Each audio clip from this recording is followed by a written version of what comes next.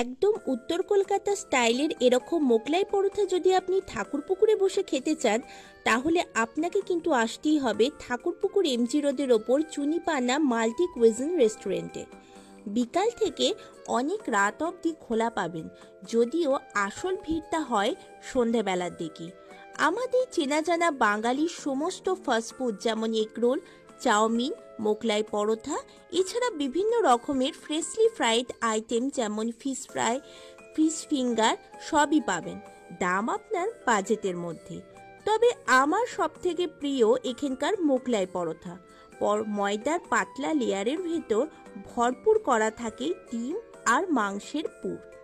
আচ্ছা, আপনারা কি জানেন এই মোগলাই পরোটা খাবারটি আসলে একটি টার্কিশ খাবার, গোজেলমের থেকে এসছে। মোঘল সম্রাট জাহাঙ্গীরের কুক আদিল হাফিজ হোসেন এটি মোঘল দরবারে চালু করেন বলে মনে করা হয়।